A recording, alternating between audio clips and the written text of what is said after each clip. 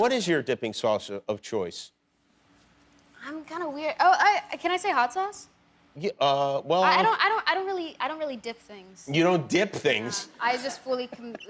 I do or I don't. It's just I don't like this. Is that a mantra for you? Is that like a life philosophy? Yeah, you can almost apply it to anything. You don't dip at all. No. Hold on a minute. Okay, so let's say, would you dip a French fry in ketchup? No. You would not. I'm not a big ketchup guy. Okay, you're not even a guy, really. You know.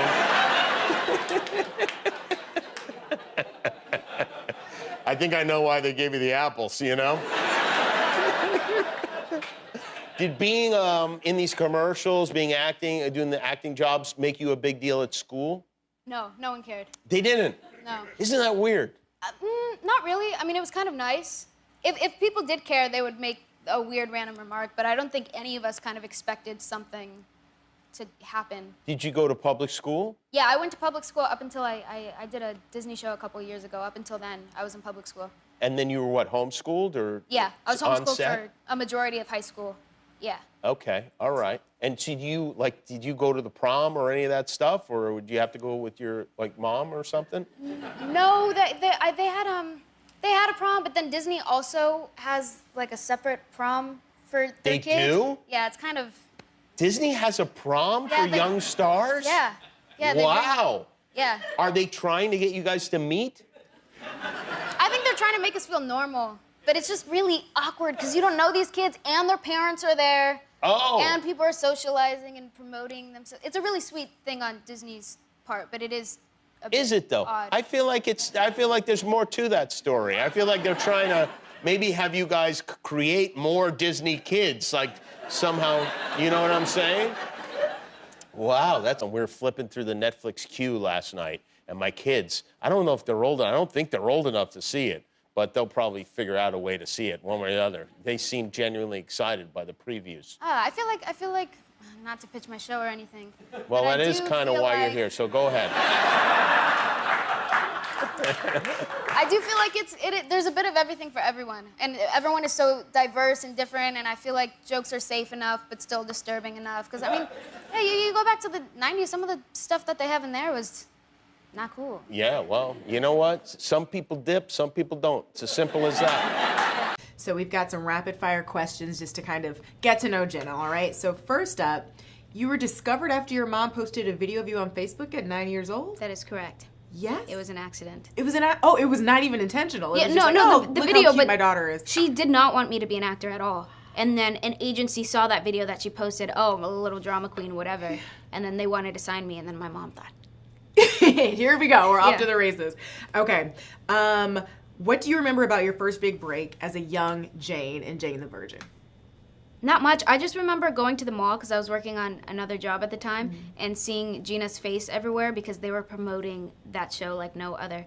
And just being so excited and running through the mall pointing every time that I saw something like that. And yeah, the first time you get recognized for something like that is weird as well. I think that's the first thing that I was ever recognized for. Okay, you've got 5 siblings, right? Correct. How real do they keep it with you? Are they like, Jenna, stop? Or are Oh they yeah, just I feel like when we were younger, we were so nasty to each other. We were never like the lovey-dovey kisses and hugs family. that was me and my And even now, it's kind of weird talking about emotional stuff. I think it's just the way that we all naturally are.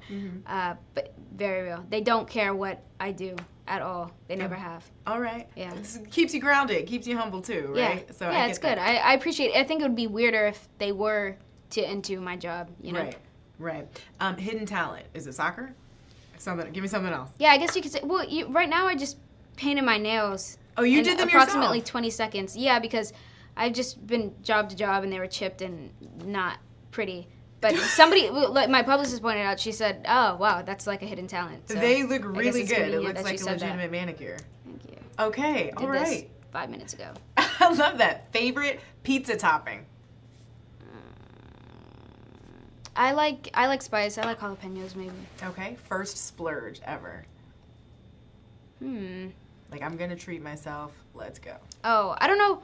I can't think of the first thing that I ever bought myself, but I know that when I was younger, my younger sister was doing cheer, and you know, like there's 6 kids in my family. It's very expensive, so I bought her first cheer costume. Okay, Yeah. that's so sweet. And Yeah. lastly, Wednesday's a style icon, you're a style icon. Do you have anyone whose style you look to for inspiration? It could be someone from days gone by, legend in her own or his own right. Oh my goodness. I don't know. Somebody. I feel like Zendaya always dresses really So well. good. I feel like she's like a good modern day fashion icon. Every time I see her, it's like, oh, of course, it looks like it was made for her. Always. Can you tell us a little bit about how you got the role? Just randomly got an email one day. I was shooting in New Zealand a movie called X, and I'd been doing night shoots all night, and I got an email saying that Tim Burton wanted to talk to me tomorrow to discuss the possibility of being his Wednesday Addams, which was unfathomable to me because I never thought that I would get the opportunity to play Wednesday 1. But then 2, to work with someone like Tim, who I've admired for a very long time, it was a bit surreal. You know, he's a big part of my childhood. So the next day, I didn't sleep. I did my night shoot. I wore a prosthetic. I had cuts all over my face and stage blood and sweat in my hair. And I got on the call and Tim laughed at me. And then we just started talking and I read a couple scenes for him. And that was pretty much that. From then on, we were having conversations as if everything was solidified, and we made it official a couple months later.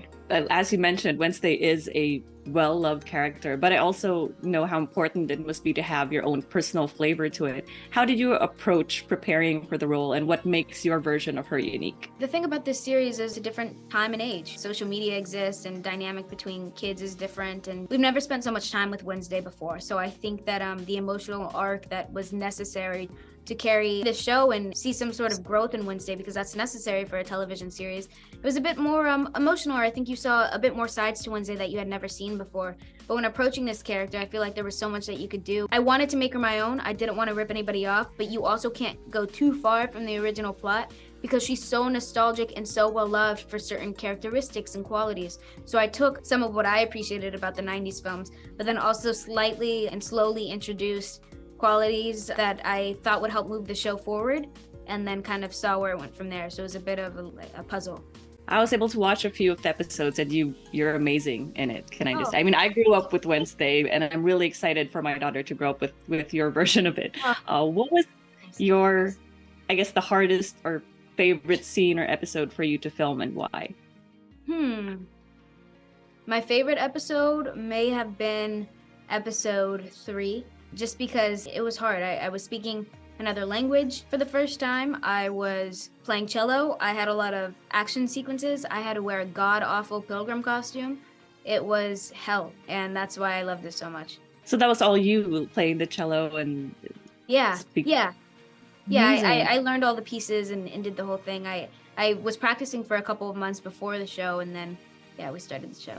Occasionally they would have a double or something if I couldn't be around, but I insisted on doing it myself. That's awesome. I actually speak German fluently. It's my second language, and you speak a bit of German, and what you were saying, that's not even like basic German. That's like hard German. So I was like, you're amazing. I loved it. I'm so embarrassed. No, you were great. Thank you. But No, I couldn't even say the number. I said like 258 because I had just started German lessons that week. I didn't know. I felt so foolish. Thank you.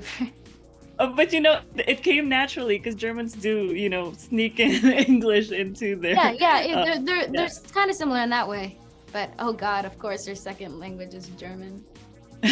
But my personal favorite part is the part of you dancing. Was that a hard scene to film? And also, was that all you, or was there choreography involved in it? That actually was hard to film. The dance, I choreographed it myself. I'm not a dancer. I don't know why I offered that, but I did.